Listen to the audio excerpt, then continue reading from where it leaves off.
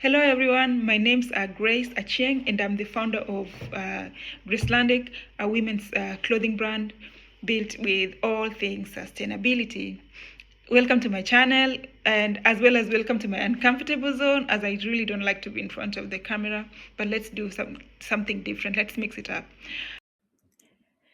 Today's topic is circularity as a comforting illusion. When we hear the word circular fashion, we often think of clothing recycle bins, take back programs, and closed loop collections.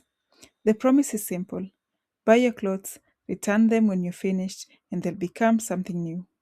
It sounds like a solution, but one of the questions I explored throughout my master's research was whether circularity is actually transforming the fashion industry or whether it's simply making our current system feel more sustainable than it really is. The findings suggested that many circularity initiatives are not perceived as transformative solutions, but as mechanisms that enable the continuation of existing consumption patterns.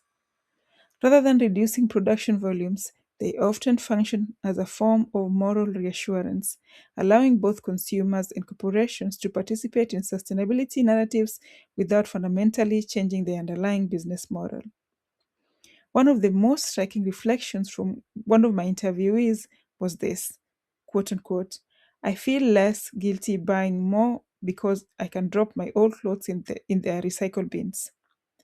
That single sentence says so much. Circularity can become a psychological buffer. Responsibility is symbolically addressed at the point of disposal rather than at the point of production or consumption.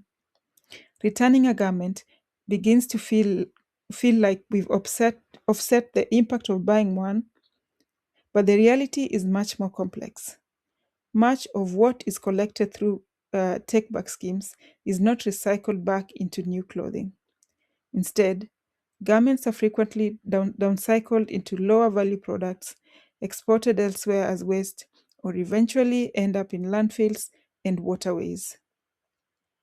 As one interviewee put it, most of those recycled clothes are downcycled or exported as waste. Circularity is used to justify more growth, and that's an important distinction. Rather than closing the loop, materials are often displaced or downgraded. Circularity can function less as a system of regeneration and more as a mechanism that sustains throughput by legitimizing continued expansion. This becomes even more challenging when we consider the materials themselves. Polyester, which dominates fast fashion production, is extremely difficult to recycle at scale. Current recycling technologies remain limited, and the percentage of textiles that are genuinely recycled into new textiles is incredibly small compared to the volume of clothing entering the market every year. In other words, circularity remains partial and insufficient relative to the scale of production. Perhaps one of the biggest problems is that the term itself has become increasingly ambiguous. Circular economy is now used to describe everything from resale to recycling to donation. Sometimes it is applied accurately, and sometimes it becomes simply a marketing term.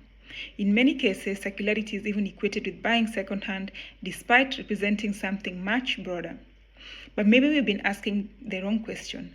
Instead of asking how we can recycle more clothing, perhaps we should be asking why we continue producing so much in the first place. Because genuine circularity is not simply about what happens at the end of a product's life. It begins at the design stage. It is about creating products that remain in use for decades, that can be repaired, reused, and valued over time, not products designed for rapid replacement. Ultimately, my research argues that circularity, as it is currently operationalized, often reframes consumption rather than reducing it. By representing consumption as recyclable, recoverable, or environmentally neutral, it creates the impression that we can continue consuming at the same pace without consequence. Yet, efficiency gains cannot offset the environmental degradation caused by ever increasing production volumes. The uncomfortable reality is this: No circular system can ever be truly sustainable if it is built on an endless model of growth. Thank you everyone for listening. I hope that you like this content, and for more content like this, please like and share and also subscribe to our channel.